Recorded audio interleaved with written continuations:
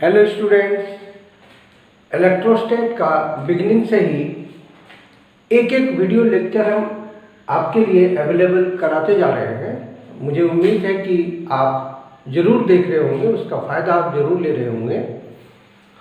Last lecture यानी 18th lecture में हमने आपको बताया था कि कैपेसिटेंस के बीच में मटेरियल मीडियम का क्या इफ़ेक्ट पड़ता है, और हमने ये भी बताया था कि कंडक्टिंग मीडियम कैपेसिटर के बीच में डालने से कैपेसिटेंस में क्या फ़र्क पड़ता है।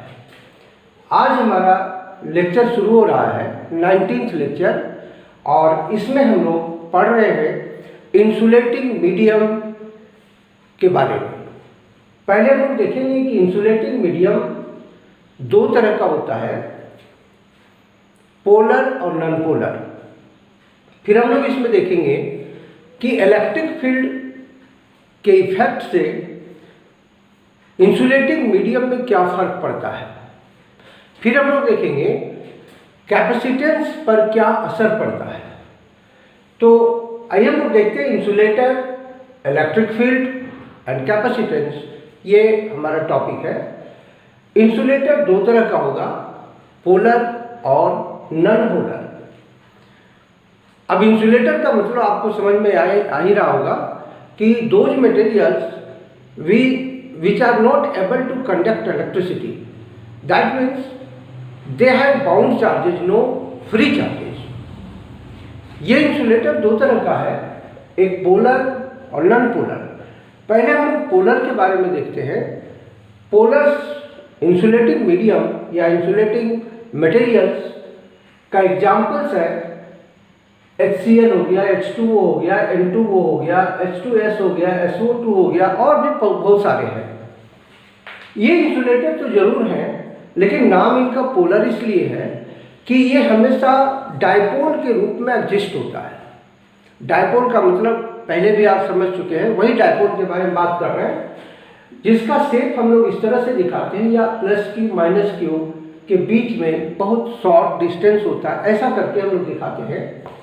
नॉर्मल टेम्परेचर पे और नॉर्मल प्रेशर पे ये इस तरह के पोलर मटेरियल्स हमेशा डायपोल के रूप में ही होता है।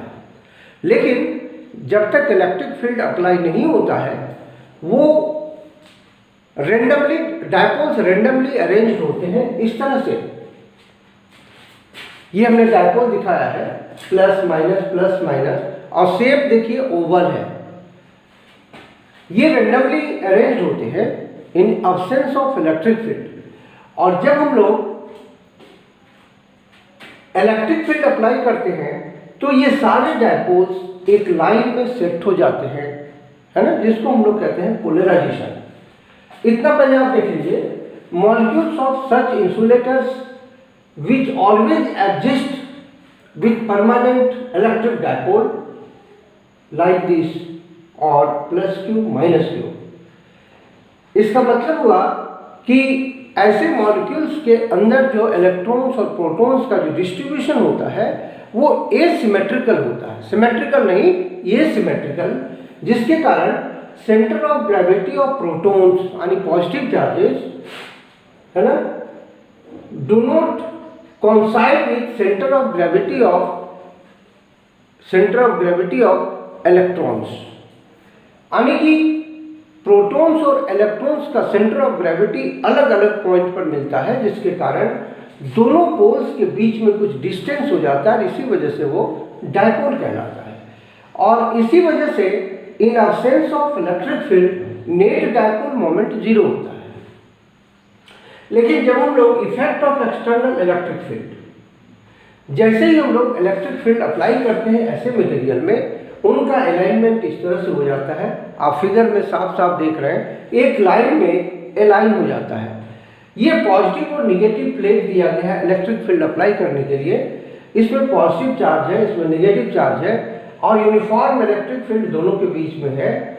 और वैसे में यदि हम इंसुलेटिंग मीडियम पोलर्स को डाल देते हैं तो पहले से वो डायपोल थे और स्ट्रेच हो जाता है। आप देख रहे हैं कि इसका साइज थोड़ा ओवल है और इसका साइज और स्लिप हो गया। मतलब क्या कि ये और पतला होकर के खिंचाने लगा। यदि इसमें इलेक्ट्रिक फील्ड का अमाउंट बढ़ा दिया जाए तो नो डाउट ये पॉजिटिव और निगेटिव चार्जेस अलग अलग हो जाएंगे। हम लोग ये कहेंगे कि वो मॉलिक्यूल्स आयोनाइज हो गया। अब इसके बारे में हम इसलिए जान रहे हैं कि ऐसे मटेरियल्स को हम प्रेफर नहीं करते हैं कैपेसिटेंस बनाने के लिए, क्योंकि ज़्यादा इलेक्ट्रिक फील्ड ये बर्दाश्त नहीं कर पाता है। एक लिमिट से बाहर यदि इलेक्ट्रिक फील्ड अप्लाई करते हैं तो ये मॉलिक्यूल्स पहले ओवल होता है, फिर और ज़्यादा लंबा होता है, और लंबा होते होते ये पॉजिटिव और निगेटिव आयंस अलग हो जाते हैं, जिसको हम लोग कहते हैं ये मॉलिक्यूल्स आयोनाइज हो गया। तो आयोनाइज हो जाने का मतलब हुआ कि ये मटेरियल पूरा कंडक्टिंग हो गया, और जब कैपेसिटेंस के दोनों प्लेट को ये टच करेगा तो वो कैपेसिटर रह ही नहीं जाएगा, एक कंडक्टिंग मीडियम बन जाएगा फर्स्ट पॉजिटिव से निगेटिव प्लेट के बीच में, और जो भी चार्ज देंगे वो अर्थ में चला जाएगा। इसलिए हम लोग पोलर मॉलिक्यूल्स को या जो पोलर मटेरियल्स हैं उनको कैपेसिटेंस बनाने में यूज नहीं करते हैं, प्रेफर नहीं करते हैं। वो छोटा मोटा कैपेसिटर बनाने के लिए जहाँ कम से कम इलेक्ट्रिक फील्ड देना पड़ता हो वहाँ के लिए ये ठीक है, लेकिन स्ट्रॉन्ग कैपेसिटर बनाने के लिए ये ठीक नहीं है।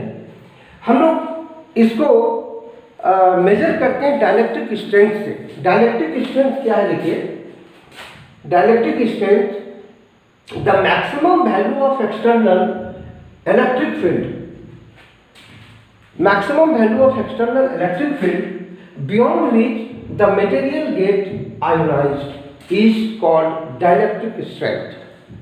यानी कि मटेरियल की पहचान, जो उसकी ताकत की पहचान होती है, वो इलेक्ट्रिक फील्ड अप्लाई करने के बाद पता चलता है कि वो कितना इलेक्ट्रिक फील्ड बर्दाश्त कर सकता है। जो मैक्सिमम लिमिट होता है इलेक्ट्रिक फील्ड बर्दाश्त करने का, उसी को हम लोग डाइलेक्ट्रिक स्ट्रेंथ कहते हैं। So such materials are not prefer to manufacture the capacitance to increase its capacity। इसके बाद नीचे में देखिए नॉन पोलर इंसुलेटर है।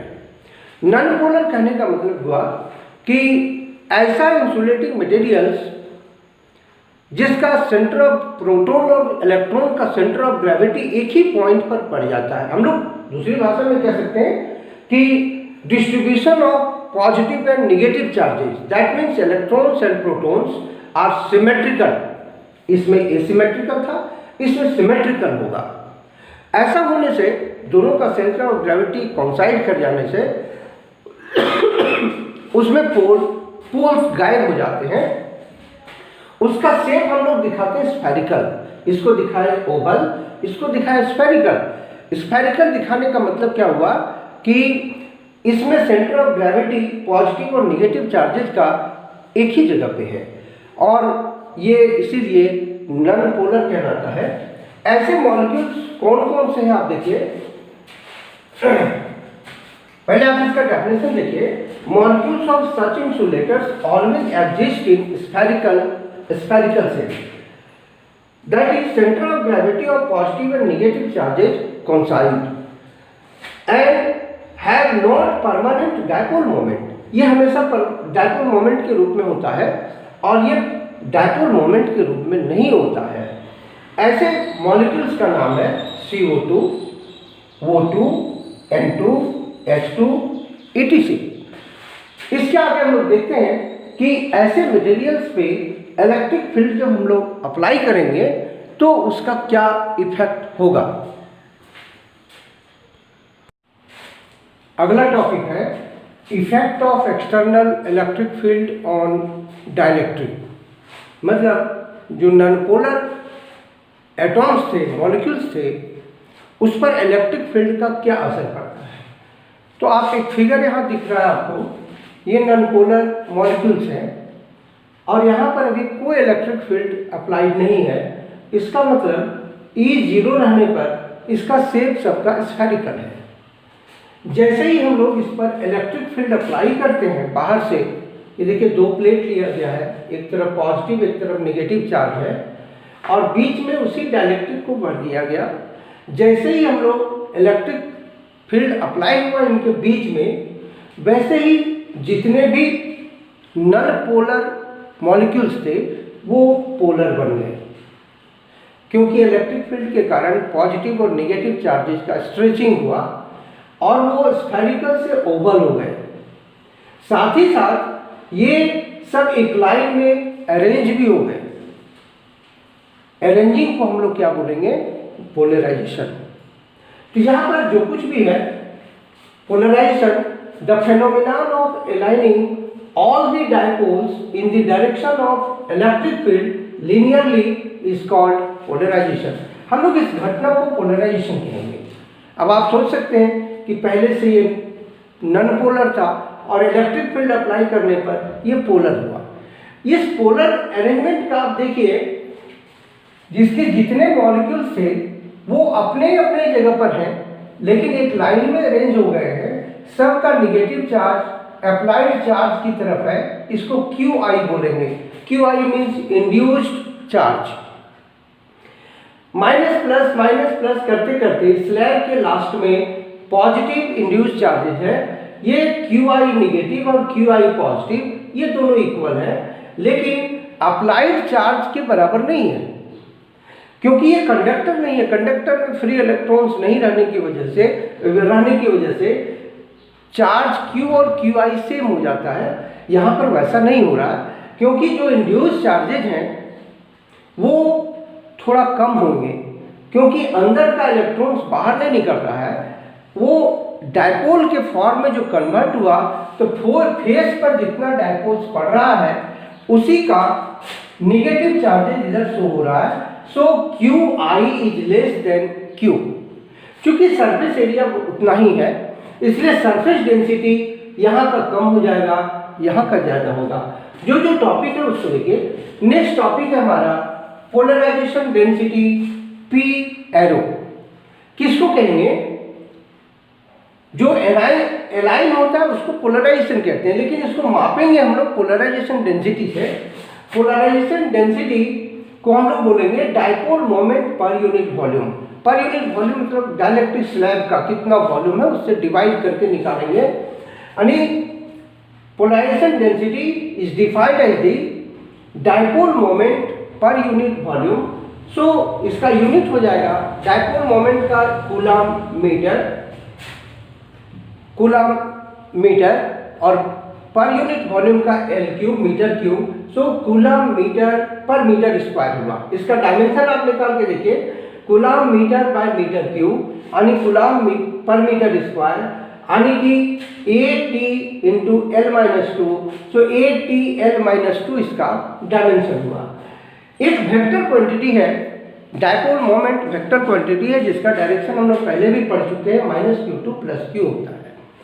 इस डायपोल मोमेंट यानी पोलराइजेशन डेंसिटी को हम लोग दूसरे तरह से भी निकाल सकते हैं। Polarization density total induce dipole moment by volume. इस स्लैब में QI चार्जेज इंड्यूस हुए हैं और इनके बीच का थिकनेस D है। सो टोटल वॉल्यूम में कितना चार्ज हुआ, तो हम लोग लिखेंगे QI इंटू D, ये टोटल इंड्यूस चार्जेज है, बाय इसका वॉल्यूम कितना है तो A इंटू D। ये इससे एरिया, यहाँ का एरिया, यहाँ का एरिया, ये सब एरिया सेम है। सो A इंटू T हमारा वॉल्यूम हुआ और QI इंड्यूस चार्जेज है, D सेपरेशन है, तो QID बाय AD यानी QI बाय A। अब आप ऐसा फॉर्मूला हम लोग गॉस लॉ में देखे थे, जहाँ charge by area, charge per unit area को सरफेस डेंसिटी कहेंगे, यानी induced surface density of charge. So dipole moment किसके बराबर हो गया? अभी हम लोग डायपोल मोमेंट P को कुछ और बोल रहे थे, अब इसका फॉर्म आ गया P = surface induced surface density of charges. इसमें एक टॉपिक और हम लोग पढ़ लेते हैं, इलेक्ट्रिक ससेप्टिबिलिटी। ये क्या चीज है? देखिए, अभी जो कुछ यहाँ घटना घट रहा है वो इलेक्ट्रिक फील्ड की स्ट्रेंथ पर डिपेंड करेगा। जितना ज़्यादा इलेक्ट्रिक फील्ड देंगे वो उतना ज़्यादा डायपोल मोमेंट बढ़ता जाएगा। So dipole moment is directly proportional to electric field. इसके बीच में नेट इलेक्ट्रिक फील्ड कितना है, E is equal to E naught minus E I. E I क्या है, E I electric field in opposite direction due to induced charges and E naught is the applied electric field. So इसके बीच में net electric field E naught minus E I हुआ। तो हम लोग P equal to epsilon not जाया ई, ये जो बीच वाला दिख रहा है ये कांस्टेंट के लिए आया है और इसमें जाया ई को हम लोग डाइलेक्ट्रिक ससेप्टिबिलिटी बोलते हैं। ये यूनिट लेस होता है, डायमेंशन लेस होता है और वैक्यूम के लिए इसका वैल्यू 1 होता है। अब हम लोग एक रिलेशन और देखते हैं, relation between dielectric constant and susceptibility. शुरुआत कैसे करते हैं, देखिए ये जो फॉर्मूला लिखा हुआ है, net electric field inside the dielectric is E naught minus E I. जबकि कंडक्टर जब हम लोग पढ़े थे तो उसमें नेट इलेक्ट्रिक फील्ड 0 हुआ था क्योंकि वो फ्री इलेक्ट्रॉन्स था उसमें। यहाँ पर 0 नहीं है, ये 0 से ज़्यादा है। कहने का मतलब इसके बीच में इलेक्ट्रिक फील्ड रिड्यूस कर गया है। तो यहाँ पर हम लोग एक इक्वेशन बना दिए, E equal to E naught minus E I, equation 1 है। लेकिन ई आई का फॉर्मूला गॉस लॉ से हम लोग क्या करते हैं, sigma I bye epsilon not. Sigma is the induced charges on the face of dielectric. P को हम लोग, सिग्मा आई को हम लोग P प्रूफ किए भी, यहाँ देखिए P equal to sigma I, so P by epsilon naught. P के जगह पे हम लोग क्या लिखे, एप्सिलॉन नॉट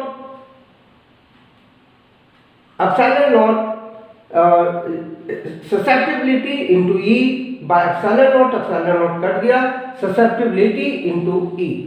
सो देखिए यहाँ पर कि E के जगह पे हम लोग इतना जब पुट करेंगे इक्वेशन नंबर 1 में तो ये कितना हो गया, E equal to E naught minus susceptibility, इसको जाया E बोलते हैं, इंटू ई, और E प्लस जाया E is equal to E naught, और E naught is equal to E bracket ये कॉमन ले लिए हैं, 1 प्लस